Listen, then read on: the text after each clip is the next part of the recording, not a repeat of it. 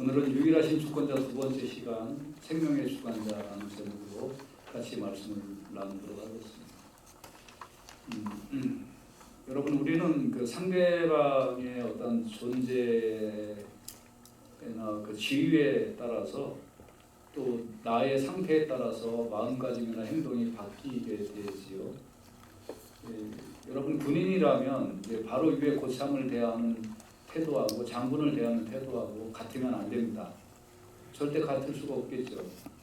또 여러분, 변호사가 판사를 대하는 태도하고 죄인이 판사를 대하는 태도는 다를 수밖에 없다.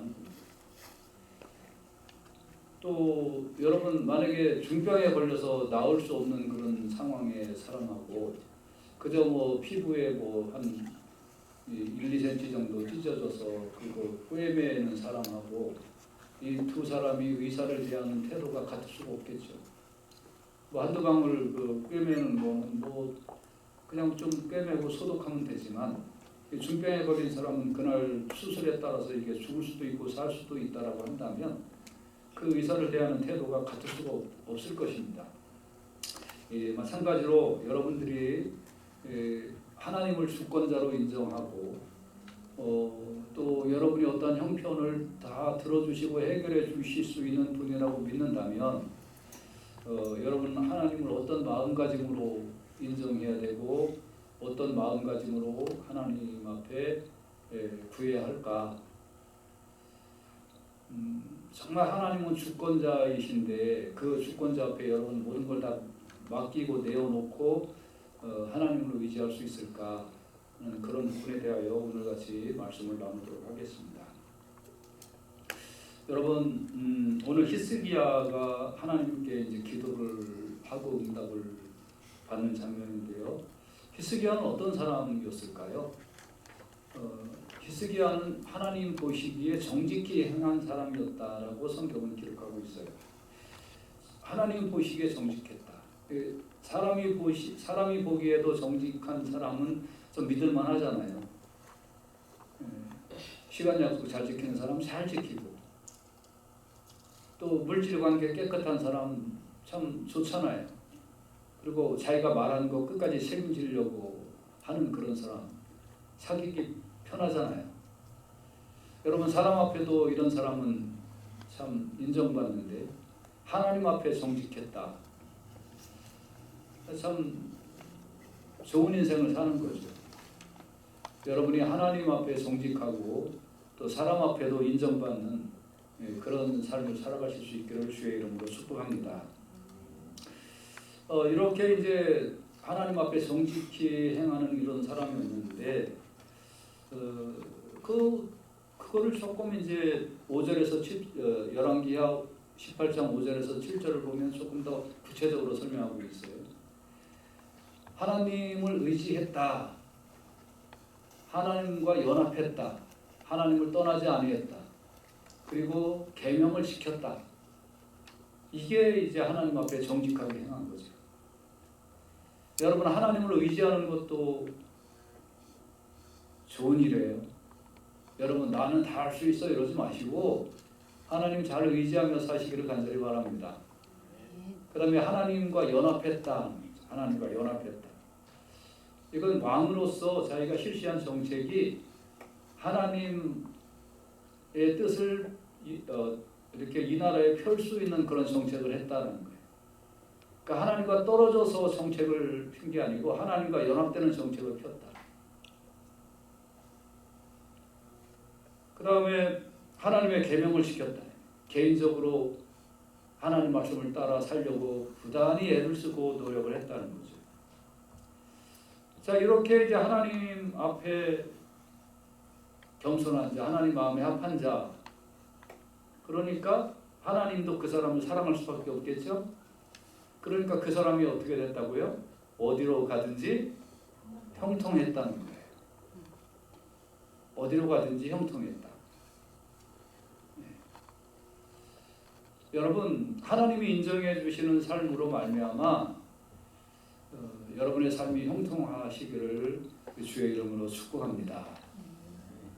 하나님 마음에 안 들고 하나님 보시기에 합당치 못한 일을 행하면서 형통한 사람은 아무도 없어요. 여러분 하나님께서 그와 함께 하심에 그가 어디로 가든지 형통하였다. 여러분 자녀에게도 늘 이걸 가르치세요. 너 하나님 마음에 합한 사람이 되라. 그러면 하나님 너와 함께하고 네가 무엇을 하든지 형통하게 될 거야 라고 자녀들에게 늘 가르쳐 주시기를 간절히 바랍니다. 그래서 형통은 하나님이 함께 하신 결과인 거죠. 요셉도 하나님께서 함께함으로 그가 형통한 자가 되었다라고 성경은 기록하고 있어요. 하나님이 함께하면 형통한 자가 된다는 거예요. 형통은 하나님이 함께하신 결과다. 자, 이렇게 해서 히스기야는 이런 성품을 갖고 또 이런 정직한 이런 인생을 사는 사람이었어요.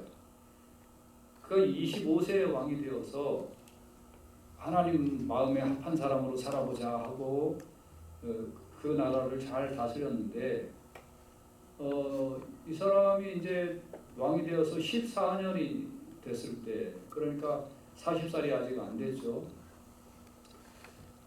아수르가 갑자기 이 나라를 침범해 왔어요. 근데 그 당시 아수르는 유일한 강대국이에요. 전 세계에서. 오늘날 미국처럼. 그러니까 이 조그마한 이 유다라는 나라를 거대한 아수르가 침공을 해보니까 이거 뭐 감당할 수 없는 거잖아요. 그러니까 전쟁을 참 하기가 싫었어요. 그래서 화평 조약을 좀 맺어보려고 하니까 아수르가 무리한 요구를 해요. 금을 갖다가 사라.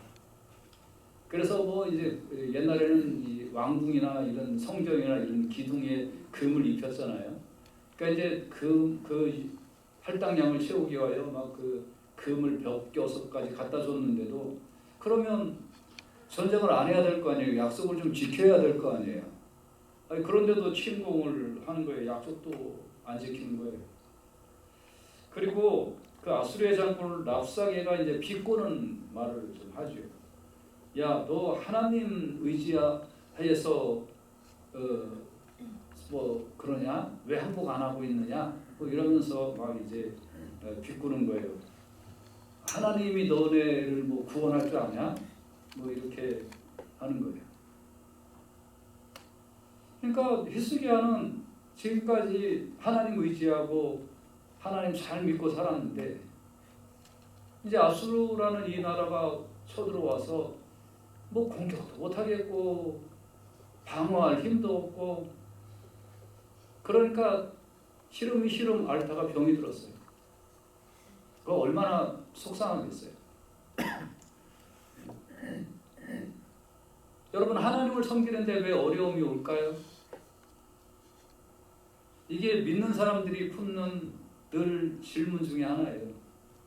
하나님, 목사님, 저는 그래도 뭐 좀 착하게 살려고 했고 예수도 잘 믿어보려고 했고 또 목사님 말씀도 어떻게든지 순종해 보려고 했고 막 이렇게 했는데 왜 저는 이렇게 어렵고 힘들고 왜 저한테 자꾸 이러한 일이 일어나요? 라고 물어보면 참 뭐 저도 같이 기도하긴 하지만 저 마음이 참 같이 아파요.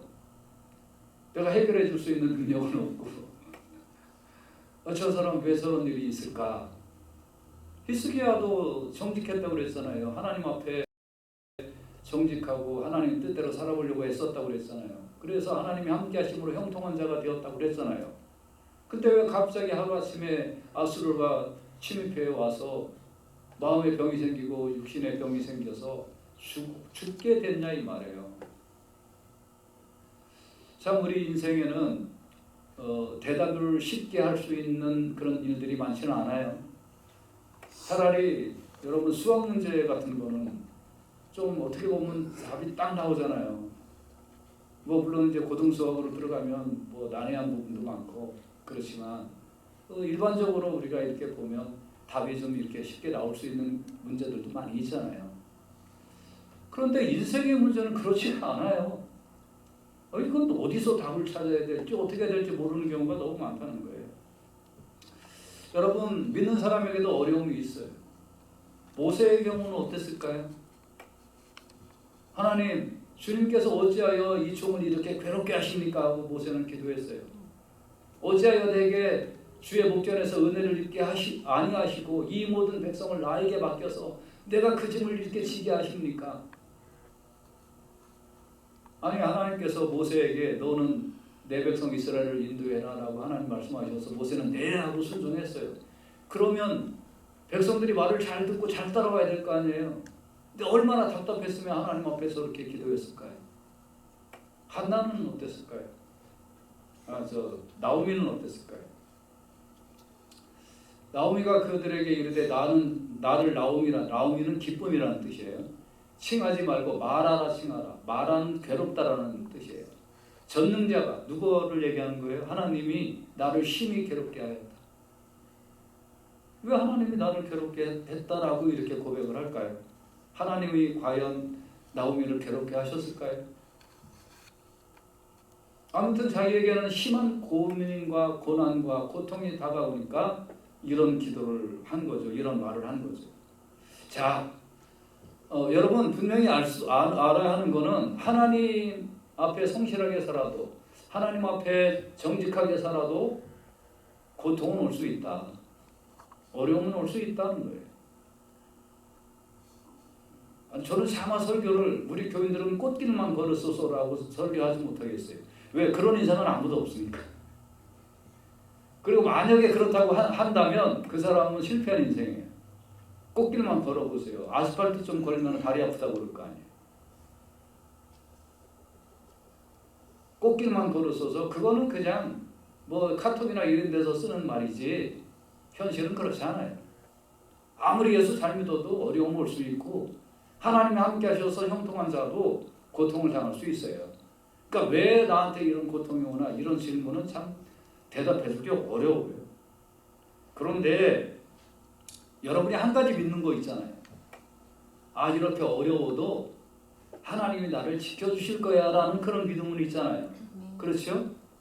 근데 히스기야는 이렇게 이제 병이 들어서 죽을 그런 과정에 죽을 정도로 힘들었는데 이사야 선지자가 와서, 그러니까 다시 얘기하면 여러분이 병들어서 이제 막 이렇게 힘들어서 죽겠는데 목사가 신방을 가가지고 아유 자매님 형제님 하나님이 당신을 살려주실 거예요. 하나님이 당신에게 은혜를 베풀어 주실 거예요 하고 기도해주면 그래도 용기가 생길 거 아니에요. 그런데 이사야 선지자가 와서 오늘날로 말하면 자기가 다니는 교회 목사님이 와가지고 그에게 이르되 하나님의 말씀이 너는 집을 정리하라 네가 죽고 살지 못하리라. 신방 와가지고 자매님 이제 죽을 거니까 그럴 줄 알고 짐 정리하고 유언도 남기고 그렇게 하시오. 그러면 이게 지금 여러분 믿는 거하고 좀 반대잖아요. 그 목사님이 와서 하나님이 당신에게 은혜를 베풀어 주시고 치료해 주실 줄로 믿습니다 하고 막 땀을 흘려가면서 막 기도해 주면 그래도 마음의 위안이라도 삼겠는데 이게 죽는다고 그러니까 얼마나 절망스러웠겠어요. 여러분 이럴 때 어떻게 하면 좋아요? 욥의 경우는 보세요. 욥이 고통을 당하고 있을 때 그 아내가 와서 욥에게 당신 하나님 앞에 잘못한 거 없잖아. 그래도 고난이 오고 고통이 온 거 잠시 잠깐일 뿐이야. 하나님이 당신을 다시 붙들어 주시고 하나님이 당신을 다시 인도해 줄 거야 라고 부인이 얘기했으면 얼마나 좋을까요? 욥에게 부인이 다가와서 뭐라고 했죠? 당신이 그래도 당신의 순전을 굳게 지키느냐? 차라리 하나님을 욕하고 죽어라 하고 부인이 얘기한 거예요. 이런 얘기를 들으면 얼마나 절망스럽고 얼마나 실망스러울까요? 여러분이 히스기야라면 여러분의 담임 목사가 와서 당신은 이제 죽어요. 집안 정리나 잘하시고 마음 준비하세요 라고 하면 여러분은 체념하지 않을까요? 그런데 히스기야는 지금 어떤 사람이었다고요? 하나님을 정직하게 믿고 순전하게 믿는 사람이었다고 그랬어요. 히스기야는 이 얘기를 듣고 당신은 죽을 거야 라는 얘기를 듣고 절망하거나 포기하거나 아니면 용한 의사를 찾아가서 살려달라고 애걸을 하거나 아니면 신하들을 불러서 그래서 전국에 좋은 약재를 다 한번 찾아갖고 와라. 내가 좀 더 살아야 되겠다. 난 아직 젊잖아. 마흔도 안 됐잖아. 라고 이렇게 한 게 아니라 당신은 이제 죽을 겁니다라는 그 얘기를 듣는 순간 히스기야가 낫을 자기 얼굴을 벽으로 향하여 여호와께 기도했다는 거예요. 죽는다는 소리를 들었어도 기도했다는 거예요. 왜? 하나님은 주관자니까, 유일하신 통치자니까, 전능하신 주관자니까 내가 하나님 앞에 기도해야지. 내가 이런 얘기 들었고 저런 얘기 들었는데 내가 뭘 할 수 있겠니? 하나님이 나를 살려주시면 사는 거다 하고 하나님 앞에 기도했다는 거예요. 여러분이 하나님을 전능자로 인정하십니까? 그렇다면 나는 할 수 없는 걸 하나님은 하실 수 있다라고 믿습니까? 그러면 어떠한 소리를 들어도 하나님을 믿고 기도하시기를 주의 이름으로 축복합니다. 그게 하나님을 전능자로 믿어드리는 거예요. 여호와여 구하오니 내가 진실과 진심으로 주 앞에서 행하며 주께서 보시기에 선하게 행한 것을 좀 기억하십시오 하고 히스기야가 심히 통곡하며 기도했다라고 얘기한 거예요. 기도도 여러 종류가 있잖아요. 조용히 묵상으로 기도하는 수도 있고요. 또 말씀을 좀 읽어가며 기도하는 것도 있고, 좀 소리내어서 조목조목 기도하는 것도 있고요. 또 우리가 다 같이 모였을 때는 큰 소리로 주여도 부르고 큰 소리로 통성기도 하고요. 여러분 자기가 병들었다고 그랬을 때, 죽는다고 그럴 때 하나님 살려주시려면 살려주시고 말라면 마십시오 하고 태평하게 기도하시겠어요? 어떻게 기도했다고요? 통곡하고 기도했다고. 그러니까 여러분 기도도 여러 종류가 있으니까 하나의 기도의 방법에 여러분 이것만이 기도야 그러지 마시고 그 상황에 맞게 여러분 정말 간절할 때는 통곡하며 기도하기도 하고 괴로울 때는 소리내어서 기도하기도 하고 또 조용하게 내가 오늘은 좀 하나님을 묵상하며 기도해야 되겠다 그러면 묵상하며 기도하기도 하고 그렇게 기도하시되 여러분 어렵고 힘들수록 정말 자신의 통곡도 하나님 앞에 아뢰고 소리를 내어가면서 하나님 앞에 기도하면서 응답받는 일이 일어나기를 주의 이름으로 축복합니다. 얼굴을 벽으로 향했다는 것은 다른 건 나는 안 쳐다보겠다. 오직 나를 살리실 분은 하나님이시다 하고 하나님만 바라봤다는 거예요. 다른 어떤 그것도 생각하지 않았다는 거예요. 그래서 히스기야는 자신을 기억해달라고 기도하잖아요. 내가 진실과 전심으로 하나님 앞에 행한 것을 주님 보시기에 내가 선하게 행한 것도 좀 있지 않습니까? 이거 기억해달라고 기도하는 거예요.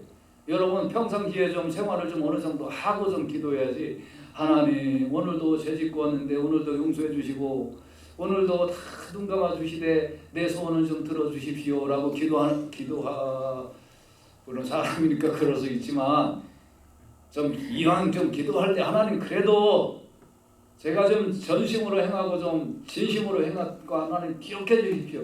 여러분 좀 이런 기도도 좀 하실 수 있기를 주의 이름으로 축복합니다. 할렐루야. 네.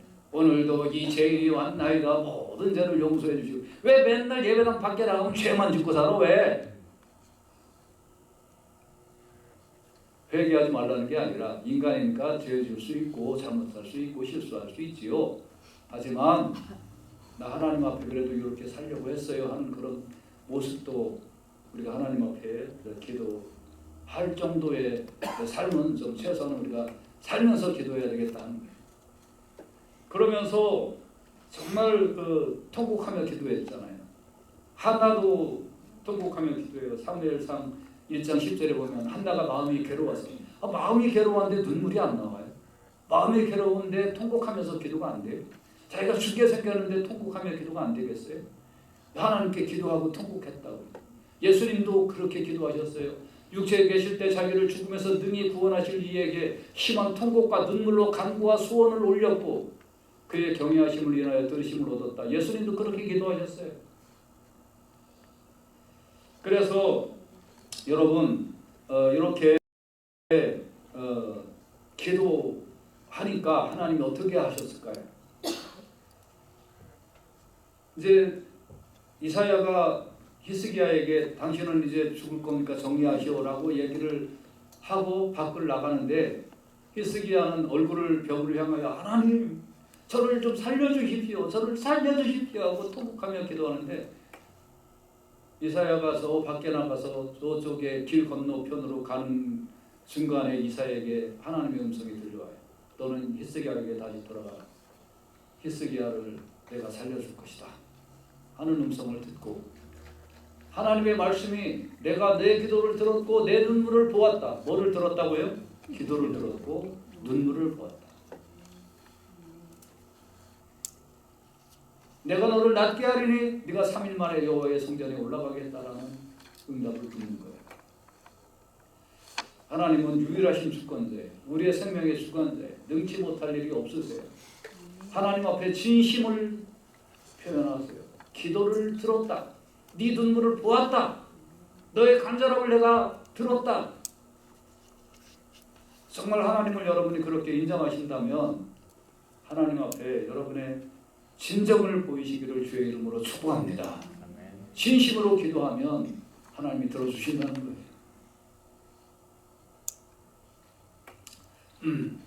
그러니까 히스기야가 이제 그 얘기를 듣고, 그러면 증표가 뭐가 있겠습니까? 네가 어떤 증표를 원하느냐? 일령표의 해 그림자가 나가기를 원하느냐? 뒤로 빠꾸하기를 원하느냐? 앞으로 나가는 것이 오니까 빠꾸하게 해주십시오. 그러니까 10도가 뒤로 물러갔다. 성경에 보면 하나님께서 천지를 주관하시는데 여러 가지 사건이 일어나요. 근데 이런 일도 일어나요. 하나님은 주관자예요. 역사의 주관자, 천체의 주관자.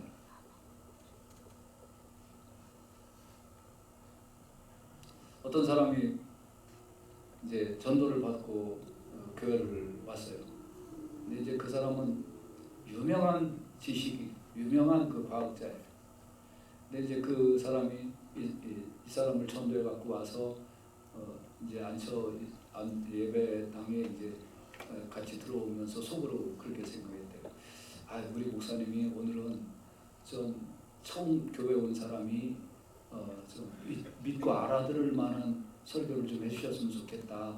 뭐 서로 사랑하라든지 인자하게 하라든지, 뭐 성경에 그런 말씀 많이 있잖아요. 친절하게 하라든지 뭐 이런 말씀을 해주셨으면 좋겠다라고 생각을 하고, 과학자니까 뭐 기적이니 뭐 이적이니 이런 얘기 좀 안 하고 좀 이렇게 그냥 일반적인 얘기를 좀 하셨으면 좋겠다라는 생각을 갖고 그 사람을 데리고 전도에 와서 앉아있어서 주보를 딱 보니까 그날따라 설교 주제가 동정녀 탄생이 동정녀 탄생.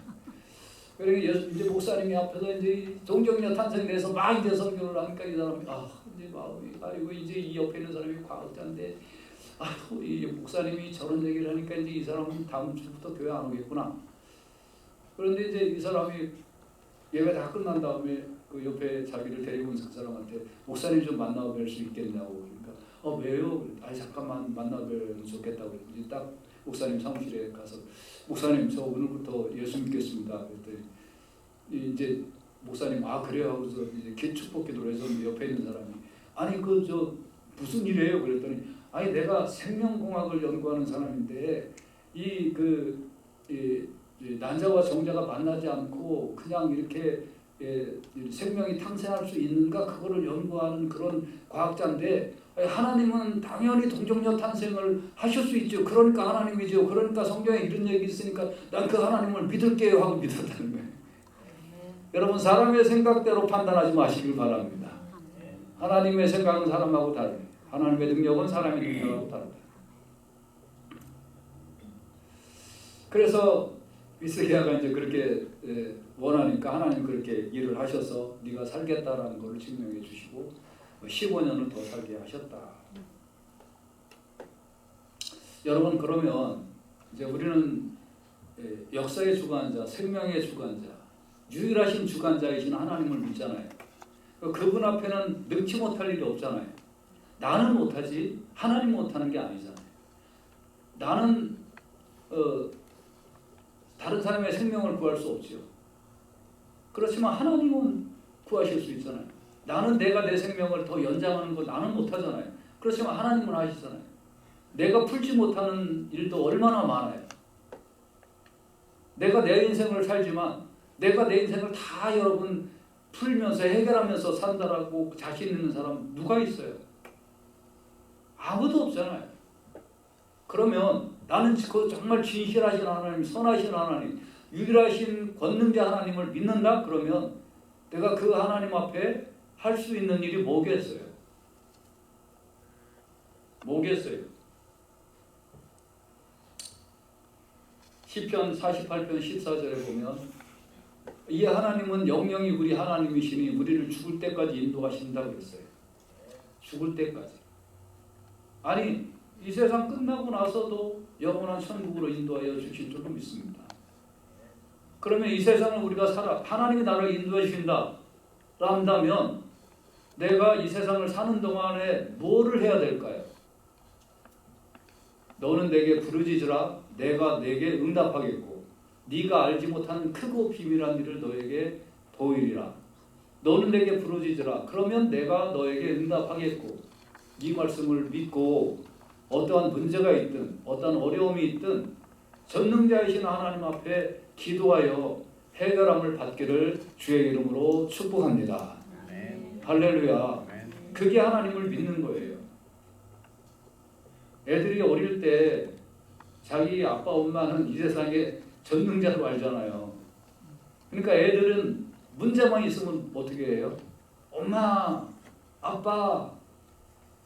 그러면 그게 귀찮아요? 귀엽잖아요. 아유 이 녀석이 또 지가 못하는 거 나한테 해달라고 엄마하고 부르는구나. 얼마나 이뻐요. 초콜릿 먹고 싶어도 엄마 부르고 사탕 먹고 싶으면 아빠 부르고 뭐 조금 힘들면 아빠 엄마 불러서 문제를 해결함을 받잖아요. 애들이 보기에는 자기 아빠 엄마가 이 세상에서 가장 큰 전능자잖아요. 우리는 하나님 앞에 어린아이의 심정을 갖고 하나님 저 이런 어려움이 있어요. 이런 힘든 게 있어요. 하나님만이 해결해 주실 수 있어요. 하고 하나님 앞에 부르짖으셔서 하나님의 응답을 받고 유일하신 주권자이신 하나님이 나의 하나님이 되셔서 감사합니다 하고 하나님 앞에 영광 돌리는 삶을 살아가실 수 있기를 주님의 이름으로 축복합니다. 아멘.